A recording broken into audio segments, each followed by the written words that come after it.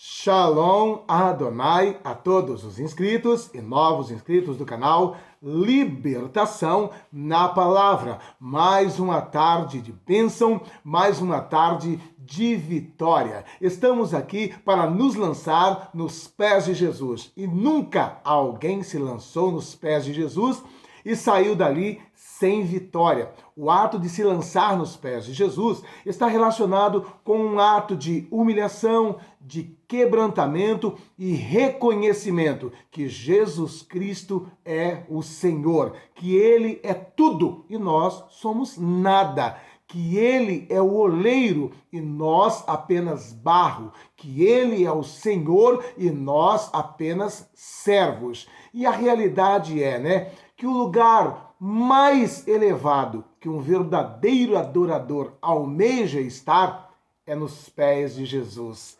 E nós estamos, nesta tarde, nos lançando nos pés de Jesus, pois isto nos traz vitória, isto nos traz benefício, isso nos traz paz, nos traz alegria. Como é confortante estar nos pés de Jesus. Ali encontramos proteção, ali encontramos guarida. E é sobre isso que eu quero falar. O ato de descer nos pés de Jesus, o ato de se humilhar nos pés do Senhor Jesus, o ato de reconhecer que tudo que temos e somos veio dele e é para ele. E para isso, eu gostaria de estar fazendo uma breve reflexão com todos vocês em um versículo do segundo livro de Reis, capítulo 5, e o versículo 1. Diz-nos desta forma a palavra de Deus: E Naamã, capitão do exército do rei da Síria, era um grande homem diante do seu senhor e de muito respeito, porque por ele o Senhor dera livramento aos sírios, e era este homem herói valoroso, porém leproso. Eu creio que muitos dos que estão nos ouvindo aqui já conhecem a história de Naamã. Nós vamos ver aqui, neste versículo, inserido inúmeras qualidades deste general. O quanto este general era honrado, estimado pelo seu senhor, que no caso aqui é o seu rei, Ele era um homem conceituado perante o próprio rei, o rei da Síria. Ele era um homem respeitado nas carreiras militares, um homem que já havia conquistado várias vitórias para o rei da Síria, mas só que existe um detalhe. Nós vamos perceber que a Bíblia está deixando bem claro aqui o seguinte aspecto: porque por ele, o Senhor dera livramento aos sírios. Ele tinha tido todas essas vitórias, ele tinha tido todas essas conquistas, mas não era por conta de ser o cara, é por conta que a Bíblia está dizendo de que o Senhor, Deus, tinha concedido essas vitórias. Deus tinha concedido essas dádivas ao general Naamã.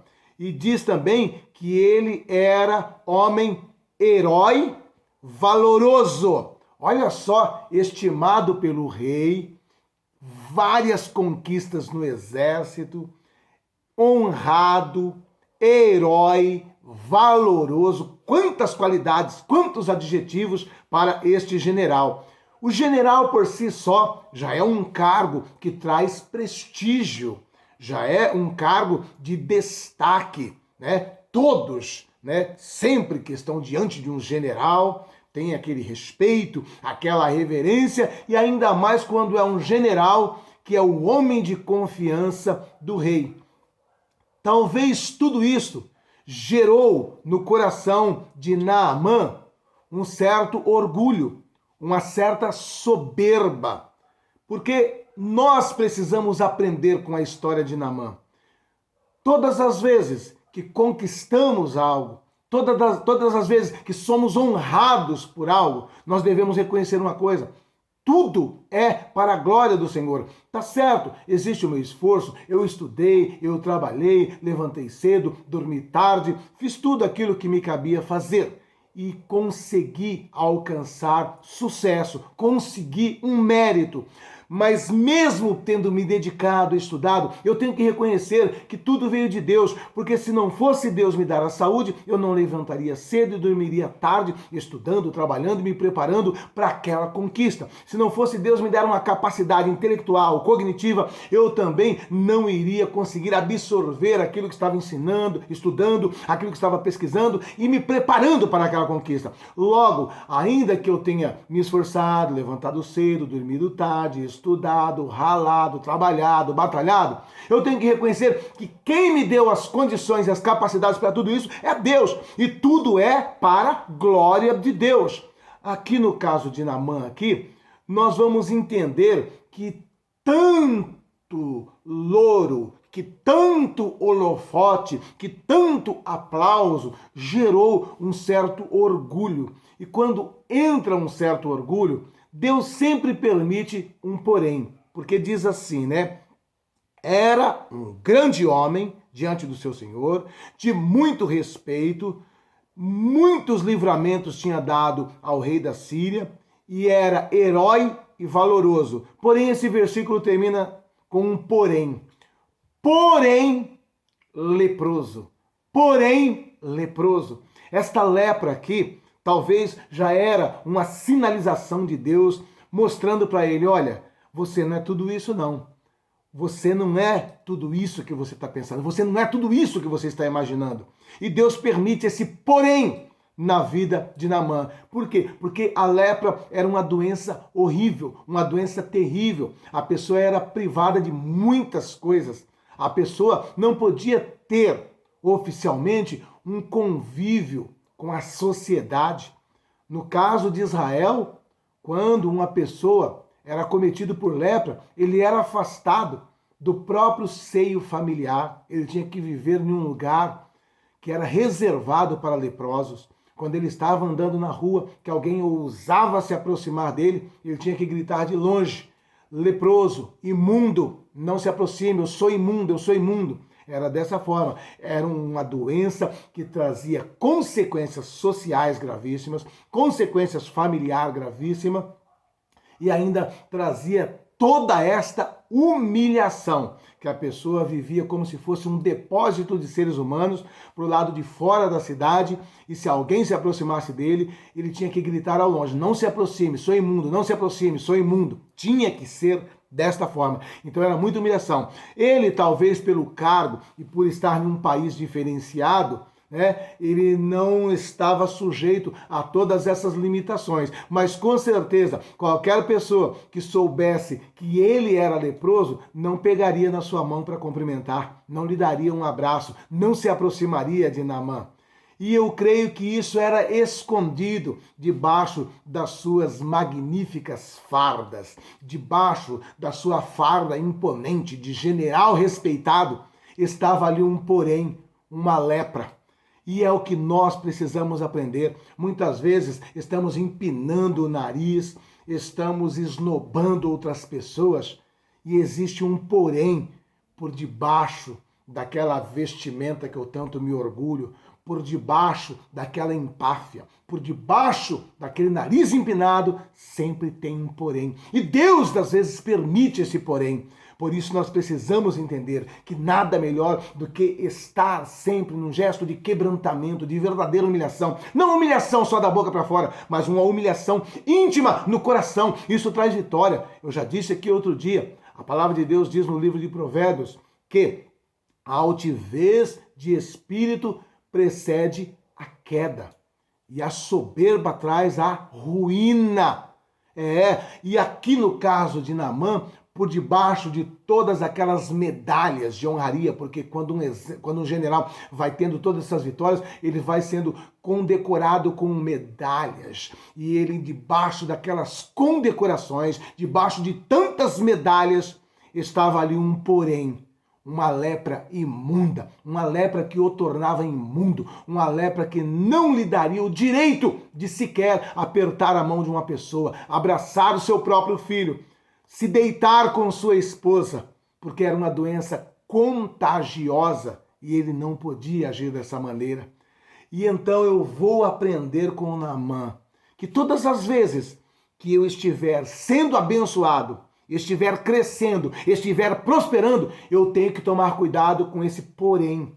Porque se eu não desempinar o meu nariz, Deus pode permitir um porém na minha vida. Não estou dizendo, preste bem atenção, que toda doença, que todo mal que alguém tem é orgulho, é soberba, é nariz empinado.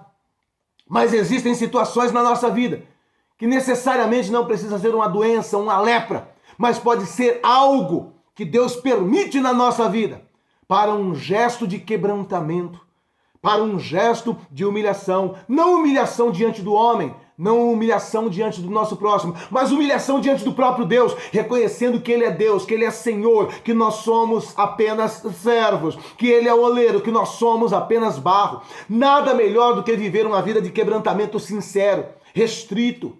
Nada melhor do que viver uma vida de humildade na presença de Deus. Se há algum louvor, que seja para Deus. Se há alguma honra, que seja para Deus. Mas que bonito o seu carro, para a glória de Deus. Mas que bonita a sua casa, para a glória de Deus. Parabéns pelo emprego, para a glória de Deus. Parabéns pelo seu comércio, para a glória de Deus. Eu sempre tenho que buscar transferir para Deus a honra e a glória de todas as minhas conquistas. Tem que ser esta a minha meta. Tem que ser este o meu objetivo. Eu estou nesta terra com um único propósito: glorificar o nome de Deus. E quando a gente fala de glorificar o nome de Deus, os pentecostais principalmente pensam que glorificar o nome de Deus é todos os dias que eu chego em um culto, passar o culto inteiro, glória a Deus, aleluia. Não, nós como pentecostal podemos até dar glória a Deus, o aleluia, ao nosso hábito, ao nosso costume de cultuar a Deus, levantar as mãos, exaltar o nome de Jesus, faz parte do nosso culto pentecostal. Porém, a maneira mais importante e fundamental e essencial de glorificar o nome de Deus são nesses momentos. O momento de uma conquista, o momento de um sucesso, é o momento de eu falar, não, foi Deus, é para a glória de Deus, foi Deus quem fez isso, foi fruto de oração de muitas pessoas. E louvar, e glorificar, e exaltar o nome do nosso Deus. Nós temos que entender, estamos nesse mundo com um único propósito: glorificar o nome do nosso Deus. É por isso que Pedro escreve na sua carta dizendo: mas vós sois a geração eleita, nação santa, sacerdócio real, povo adquirido por Deus, para que anuncieis as virtudes daquele que vos chamou das trevas para a sua maravilhosa luz. O meu propósito é anunciar as virtudes dele, não a minha. A minha que diminua, como disse João Batista, que eu diminua e que ele cresça. Eu não estou aqui para anunciar as minhas virtudes. Porque eu canto muito. Porque eu conheço muito. Porque eu prego muito. Porque se não é eu dirigindo aquele departamento, a igreja não cresce. Porque se não é eu na frente dos jovens, não estaria daquele tamanho o grupo. Porque se não fosse eu na frente do círculo de oração, misericórdia. Porque se não fosse eu fazendo evangelismo, essa igreja não tinha ninguém. Não, tudo é para a glória de Deus. Em nome de Jesus Cristo, que eu diminua, que ele cresça. Este é o segredo para todo o sucesso da minha vida. Se tudo que acontece de bom na minha vida, eu transfiro a honra, a glória e o louvor para Deus, ele só tem mais a me dar. Ele só tem mais a me ofertar. Eu não permito que nada disso suba para minha cabeça, que faça me empinar o nariz. Não será o meu sucesso, a minha conquista, que fará com que eu venha pisar nos meus irmãos, que venha fazer com que eu venha humilhar o meu próximo, o meu semelhante. Pelo contrário, as dádivas, bênçãos, prosperidades, sucessos que Deus me dá é para estender as mãos para o meu próximo, é para ajudar o necessitado, é para fazer o bem e, acima de tudo, glorificar o nome de Deus. Por que, pastor, que você diz que Naamã tinha essa soberba e esse orgulho? Pela forma que Deus curou ele. Diz a palavra que havia ali na sua casa o que poderíamos chamar de despojo de guerra. O que é despojo de guerra? Quando se tinha uma guerra, né? Geralmente a nação vencedora pegava tudo de valor que tinha naquela pátria, naquela nação. E dentre coisas de valores, se levavam também muitas pessoas para servir como escravos, como funcionários. Eram também despojos de guerra. E esse general, ele tinha na sua casa um despojo de guerra, que era uma moça, uma jovem de Israel, uma jovem judia. Ela foi levada e acabou servindo como empregada doméstica na casa de Naamã. E com certeza, ao lavar a roupa de Naamã, as fardas de Naamã, ela deve perceber, né, que havia ali sinais estranhos, né? E por conviver dentro daquela casa, ela começou a perceber que verdadeiramente aquele homem honrado, estimado, valoroso, herói, ele tinha uma doença imunda. E ela então testemunha de Deus e do homem de Deus Eliseu. Ela disse: oxalá o general estivesse lá em Samaria. Lá existe um homem de Deus e o homem de Deus oraria por ele e ele seria curado. E a esposa de Naamã, com certeza, fala tudo isso para ela. Ele recebe todas as informações, como que era isso, quem era isso.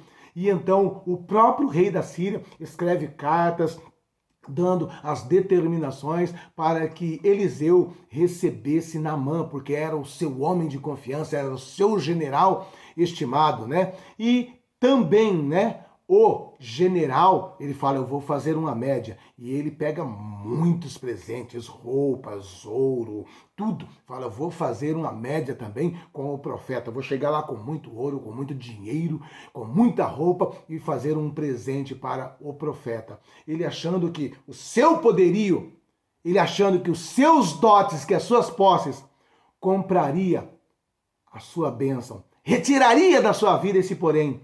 Mas o porém dele era orgulho, era soberba. E Deus iria trabalhar através dessa doença. E quando ele chega ali com toda uma comitiva, com escolta e tudo mais, na casa de Eliseu, sabe o que acontece? Deus já começa a quebrar o general ali. O homem de Deus nem sai para receber o general.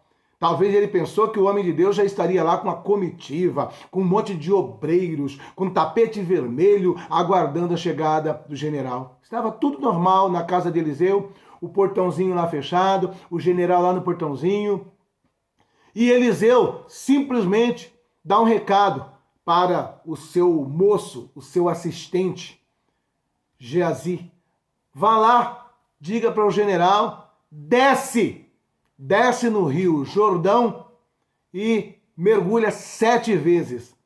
Simplesmente o moço chega lá e fala: pois não, eu vim aqui e fala para ele que é o general Naamã, o homem estimado do rei da Síria. Eu estou com carta, com documento, e além de carta e documento, fala para ele que eu tenho muita roupa, muito ouro, que eu quero presenteá-lo. E Geazi só diz assim: olha, ele mandou só você descer e ir lá no Jordão e dar 7 mergulhos. O general, ele põe para fora a sua soberba nessa hora, o seu orgulho, mesmo sendo um leproso, um imundo. Ainda a sua soberba estava ali em pé, estava todo imponente. O quê? Ele não vai me receber? Ele não vai me receber? Eu pensei que eu iria chegar aqui, ele iria mandar eu entrar, e ao entrar, ele iria fazer uma belíssima oração, iria impor as mãos sobre a minha cabeça, iria dar ordem a respeito da minha enfermidade, do meu mal. Ele manda eu simplesmente sair daqui do portão da casa dele e ir mergulhar 7 vezes nesse rio Jordão aí, que pelo que eu percebi aí, nem é uma água tão boa. Por acaso, lá eu não tenho rios muito melhores que este? Eu tenho lá o Abana, Farfar, são rios maravilhosos, de águas cristalinas. Eu vou vir mergulhar nessa água barrenta do Jordão aqui? Você está de brincadeira? Eu não vou fazer uma coisa dessa. Olha só a soberba como é que estava. E assim é a soberba na vida da pessoa. A pessoa está miserável, está com a doença terrível, está numa pindaíba financeiramente e ainda quer exigir certas coisas, né? E o que acontece é o seguinte: os assistentes do rei, do general, dizem: mas olha, se ele te pedisse alguma coisa mais complicada, você poderia até se negar. Ele não te pediu nada tão complicado. O que é descer, mergulhar 7 vezes?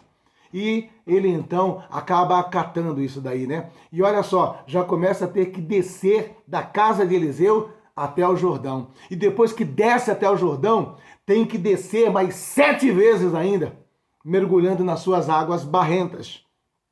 7 é um número completo. Ele teve que se humilhar de maneira completa, total e restrita. Mergulhou 7 vezes. E ao mergulhar 7 vezes, ou seja, desceu ao extremo, se humilhou de verdade, se humilhou de maneira completa, porque 7 é um número completo, 7 é o número de Deus, e ele mergulhou, desceu, se humilhou de maneira completa, total e restrita. E então acontece o milagre. E então ele recebe a bênção, depois de se humilhar, depois do quebrantamento. E isso vale para mim e para a sua vida. Se tem um porém na nossa vida, vamos avaliar se esse porém não é soberba. Se esse porém não é orgulho, se esse porém não é vaidade. Eu não sei qual é o teu porém. O do general era uma belíssima lepra que o colocava marginalizado. Belíssima, né? Entre aspas, né? Porque não tem nada de belo em uma lepra, né? Era um enorme lepra. Eu não sei. Qual é o teu porém? O Espírito Santo pode falar com você aí agora. Tá doendo a mensagem hoje, né? Tá um pouco dura essa mensagem, né? Mas eu venho aqui como homem de Deus para profetizar vitória para a tua vida. Para profetizar a bênção. E o que ocorreu foi que Eliseu não agiu passando a mão na cabeça.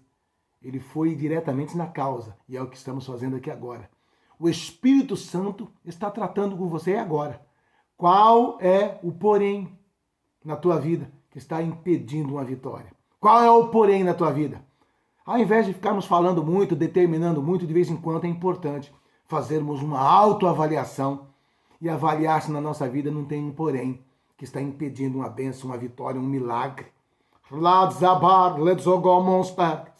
Por isso a nossa oração hoje vai ser simplesmente essa, de quebrantamento, de se humilhar e pedir para Deus tirar mesmo todo o porém da nossa vida.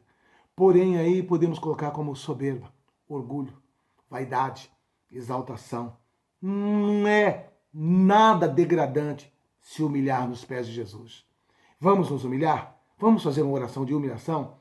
E talvez no ato de se humilhar, no ato de mergulhar esses minutos nos pés de Jesus, poderemos sair dali como Naamã, limpo, purificado e com a nossa maior vitória. Oremos nessa hora no ato de quebrantamento. Glorioso Deus, glorioso Pai, em o nome do teu Filho amado Jesus Cristo, neste momento, ó Papai querido, estamos aprendendo com a história do general Naamã. Meu Papai querido, meu Papai de amor, nós entendemos por esta palavra que muitas das nossas lutas, problemas ou adversidades, o porém que está na nossa vida, talvez há anos, nos perturbando, nos tirando a paz, esse porém é o motivo, Papai querido, de impedir muitas bênçãos, de impedir muitas vitórias, Pai. E em nome de Jesus Cristo, estamos aprendendo nessa tarde, meu Pai de amor, que muitas vitórias na nossa vida está ligada a um ato de quebrantamento, a um ato de se humilhar, a um ato de se render nos pés do Senhor Jesus. E é o que nós estamos fazendo aqui agora. Meu Papai querido, meu Papai de amor, eu, juntamente com os teus filhos que estão orando, nos humilhamos debaixo das suas potentes mãos, nos lançamos nos teus pés num ato de quebrantamento, pois a tua palavra diz que há um coração contrito e quebrantado, a este o Senhor não resiste. Pai, em nome de Jesus, o que eu te peço nesta hora é que o Senhor venha retirar da nossa vida todo o orgulho, toda a soberba, toda a vaidade, toda a exaltação, em nome de Jesus Cristo, Pai. Até mesmo aqueles problemas que achamos que não tem nada a ver, até mesmo aquele problema que achamos que não está relacionado com um gesto de soberba, com um gesto de orgulho, com um gesto de vaidade, Pai. Nós queremos te pedir, retira da nossa vida, Pai, toda soberba, dá-nos, ó Pai, o verdadeiro quebrantamento, dá-nos, ó Pai, a verdadeira humildade. Meu Deus querido, meu Deus de amor, reconhecemos que somos apenas barro, que Tu és o oleiro, reconhecemos que somos apenas servo, que Tu és o Senhor. Meu Papai querido, meu Papai de amor, tenha misericórdia de nossas vidas, meu Papai querido, meu Papai de amor, por Tua infinita misericórdia, eu me lanço agora, meu Pai de amor, nos Teus pés, e em nome de Jesus eu imploro, Pai, pior do que uma doença, pior do que um problema familiar, é a soberba instalada no meu coração, é o orgulho que não me deixa desempinar o nariz. Em nome de Jesus, Pai, estou reconhecendo nesta tarde que algumas coisas em minha vida tem um propósito, o propósito de desempinar o meu nariz. Em nome de Jesus, Pai, que eu possa ter o meu nariz desempinado, que eu possa ser mais quebrantado, não quebrantado apenas da boca para fora, não quebrantado apenas para mostrar para o meu próximo, mas um quebrantamento sincero, um quebrantamento verdadeiro, um quebrantamento genuíno. Meu papai querido, meu papai de amor, o nosso clamor nessa tarde é um clamor de humilhação, é um clamor de quebrantamento, reconhecendo que nada somos, reconhecendo que nada temos, reconhecemos que nada faremos se não for o Senhor. Meu papai querido, esse general pensava que as conquistas de suas guerras e batalhas era por sua capacidade, mas a tua palavra diz que as conquistas desse general foi dada pelo Senhor. É isso que está registrado nesse versículo, e nós também precisamos reconhecer que tudo que temos e somos foi dádiva de tuas mãos, meu Pai. Estamos vivos porque o Senhor tem nos dado fôlego de vida, estamos com saúde porque o Senhor tem nos dado saúde, estamos em pés porque o Senhor tem nos mantido em pés. E eu te peço, Pai, nesta tarde, nos dê humildade, nos dê quebrantamento sincero, Pai. Em nome de Jesus eu te imploro, em nome de Jesus eu te suplico, não permita, Pai, que venhamos agir com soberba, por cantar bem, por pregar bem, por evangelizar bem, por fazer a tua obra bem. Papai querido, nós sabemos e reconhecemos, a tua palavra diz para nós, Pai, que depois de termos feito tudo, não passamos de trapo de imundícia. Meu Deus querido, dá-nos esse quebrantamento, dá-nos essa humildade. Meu papai querido, eu me humilho debaixo das suas potentes mãos.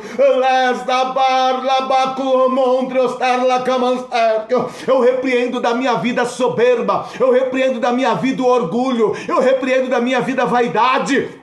Em nome de Jesus vai saindo, em nome de Jesus vai saindo. Pai, eu repreendo de todas as vidas o orgulho, a soberba, a vaidade, a exaltação. Pai, em nome de Jesus eu te imploro, em nome de Jesus eu te suplico, arranca a soberba da minha vida, arranca o orgulho, arranca a vaidade, arranca a exaltação, em nome de Jesus. Eu te imploro por um quebrantamento sincero, profundo, verdadeiro e genuíno. Em nome de Jesus, Pai, me dê a verdadeira humildade.